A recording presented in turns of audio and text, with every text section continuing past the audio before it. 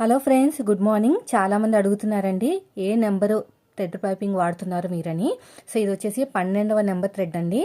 ఇది ఆంధ్ర వెళ్ళినప్పుడు కొన్నానమాట. ఆంధ్ర సైడ్ అయితే ఇలా పొడుగ్గా ఉంటాయి మనకి సిలిండర్ టైప్లో, అదే మన తెలంగాణ సైడ్ అయితే రౌండ్గా ఉంటాయి. సో ఏదైనా సరే థ్రెడ్ ఒకటేనండి. 12వ నెంబర్ థ్రెడ్ తీసుకున్నామంటే నార్మల్ పాదంతో ఈజీగా కుట్టేయచ్చు అనమాట, అంత బాగుంటుంది. సో ఇప్పుడు నేను ఎలా కుడతాను ఈ వీడియోలో చూపిస్తాను. వీడియోని ఎక్కడ స్కిప్ చేయకుండా చూడండి. చూసారా, నార్మల్ పాదంతో ఇన్విజిబుల్ వేయచ్చు, అదేవిధంగా మన మామూలు కూడా వేయచ్చు.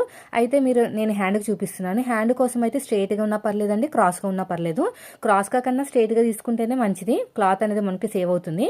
ఇలా వన్ సైడ్ ఫోల్డింగ్ చేసి స్టిచ్ చేసుకుని 1 ఇంచ్ ఉంచుకున్నాను. మిగతాదంతా ఎక్స్ట్రా క్లాత్ కట్ చేసుకుని ఇలా కుట్టిన తర్వాత 12వ నెంబర్ థ్రెడ్ పెట్టేసుకుని ఇలా ఫోల్డింగ్ చేసుకుంటూ వచ్చాను. చాలా అంటే చాలా ఈజీగా ఉంటుందండి.